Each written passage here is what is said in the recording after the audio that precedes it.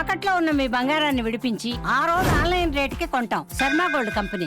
ఇప్పటికి వారం రోజులకి ఎండ తిరగబట్టి నేను నిద్ర లేదు, తిండి లేదు, ఏం లేదు. ఇక మా వాళ్ళని చూడరు, అప్ప పిచ్చా బయట బయట వీళ్ళందరూ చూడరక్క. వీళ్ళు ఎవ్వరి దగ్గర పైసలు లేవు, ధనవంతులు కాదు వాళ్ళు, గుణవంతులు వీళ్ళందరూ కూడా.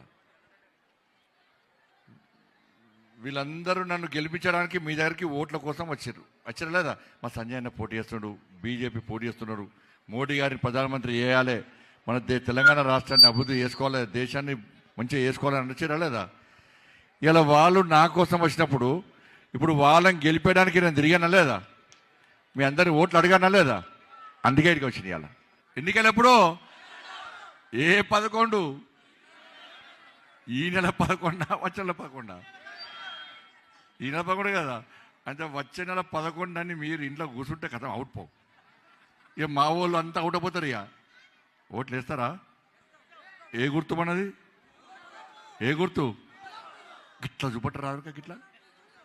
చేతులు ఉన్న చూపడు, చేతులు లేనో అద్దెద్దు. ఆ లాస్ట్ దాకా చేతులు లేనో చూపడదు, చేతులు ఉన్న చూపడ. ఏం గుర్తు? మీరు ఇట్లా చేతులు ఉన్న అన్నారనుకో, ఇప్పుడు చాలామంది చెప్పొచ్చిన అంతా చెప్తున్నా. ఇట్లా అన్నారనుకో, మీ ఇంటికి వేనక మీ బీరువాలల్లా మీ తిరుజోరున్న పైసలు బంగారం మొత్తం నా బీరువాకేస్తాయి. గట్టిగా అన్నారనుకో,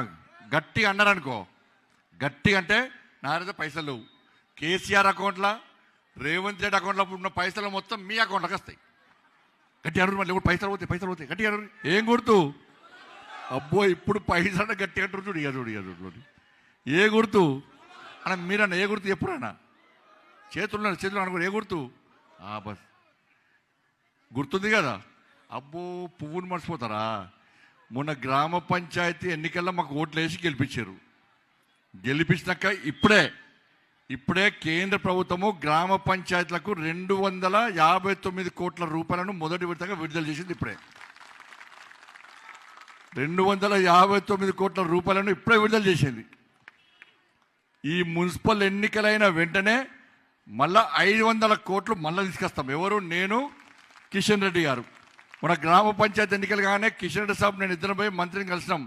సార్ గ్రామ పంచాయతీ ఎన్నికలు అయిపోయినాయి, తెలంగాణలో ఎక్కువ గెలిచినాం, మరి సంగతి ఏంటి అంటే, చలో ఇవాళ చెప్పిన మొదటి విడతగా 259 కోట్ల రూపాయలు ఇప్పుడే వేసారు, టీవీలలో వస్తుంది. మళ్ళీ మీరు ఇక్కడ మున్సిపాల్లో మమ్మల్ని గెలిపిస్తే మేము పోయి అడగాలి కదా, ఢిల్లీ పోయి, సార్ తెలంగాణ మున్సిపాల్ కార్పొరేషన్లు అన్నీ మొత్తం పువ్వే సార్, వారు వన్ సైడ్ లెక్కనే మొత్తం పువ్వు అంటారు సార్ అని చెప్పి అడవి బల్లగుద్ది అడగానా లేదా? అడిగితే అప్పుడు ఏమొస్తాయి? మీరు గెలిపిస్తే, హుజాబాలో గెలిపిస్తే ఏమొస్తాయి? మేము పోయి అడుగుతాం, సార్ నా పార్లమెంట్లో గిన్ని గెలిచేసారంటే మళ్ళీ 500 కోట్లు పట్టుకురావడానికి సిద్ధంగా ఉన్నాం. మళ్ళీ జెడ్పీటీసీ, ఎంపీటీసీ ఎన్నికలు గెలిపిస్తే మళ్ళీ 500 కోట్లు పట్టుకొస్తాం. ఇది మొదటి విడతనే. ఇది కంటిన్యూగా మొత్తం తెలంగాణ రాష్ట్రానికి రావాల్సిన పైసలు మొత్తం కిషన్ రెడ్డి గారు నేను పోయి పట్టుకొస్తాం. అందుకే ఈసారి గెలిపోయింది. ఓట్లు వేస్తారా లేదా? వేస్తారా? ఇప్పుడు ఎందుకు వేయాలి వాళ్ళకు? కాంగ్రెస్ వాళ్ళకి ఎందుకు వేయాలి? ఎందుకు వేయాలి కాంగ్రెస్ వాళ్ళకు? ఇలా మీరు నన్ను గెలిపించిన తర్వాత ఈ మున్సిపల్ ఇక్కడ హుజాబాద్కు 14వ 15వ ఆర్థిక సంఘ నిధులు 19,57,00,000 రూపాయలు, 19,57,00,000 రూపాయలు తీసుకొచ్చినాం. ఇలా అమృత్ పైసలు 16,20,00,000 తీసుకొచ్చినాం. ఇలా యూడీఐడిఫి మొత్తం మౌలిక సదుపాయాల కోసం 36 కోట్ల రూపాయలు తీసుకొచ్చినాం. వీడికి స్వచ్ఛ భారత్ మిషన్ పేరు మీద 1,20,00,000 10,00,000 రూపాయలు తీసుకొచ్చినాం. ఇవన్నీ కాకుండా ఇవాళ సిఎస్ఆర్ ఫండ్స్తోని ఇక్కడ గవర్నమెంట్ హాస్పిటల్కి పోయిరండి. అంతకుముందు గవర్నమెంట్ హాస్పిటల్ సూదులు లేవు, మందులు లేవు, ఎక్స్రేలు లేవు, స్కానింగ్ మిషన్లు లేవు, ఏమి టెస్టులు చేద్దామని లేవు. రోగం వచ్చి హాస్పిటల్ పోతే ఆడ డాక్టర్లు ప్రైవేట్ హాస్పిటల్కి పోండి అని చెప్పే పరిస్థితి. పోయిన నెలనే 2 కోట్ల రూపాయలతోని హాస్పిటల్ మొత్తం అన్ని పట్టుకొచ్చి ఫిట్ చేసిన. మీరు పోయి చూడరు, అవధం అయితే పోయి చూడరు, డాక్టర్లు అనుకోరు. కానీ దాన్ని మెయింటెనెన్స్ ఎవరు చేయాలి? నిర్వహణ రాష్ట్ర ప్రభుత్వాన్ని. నేను తీసుకొచ్చి అన్ని పెట్టినా దాని డాక్టర్ లేడు, అటెండర్ లేడు. దానిలో నేను తీసుకొచ్చే పని నేను చేసిన లేడు. మొన్న ఇవాళ తెలంగాణ కరీంనగర్ పార్లమెంట్లో గవర్నమెంట్ స్కూల్లో ఎవరు చదువుతారక? పేదోళ్ళని చదువుకుంటాం మనం, అవునా కదా? 10వ తరగతి జరిగే 10వ తరగతి చదివే పిల్లలందరూ కూడా ఇలా 20,000 సైకిల్ ఇచ్చిన 20,000 సైకిల్ ఇచ్చిన.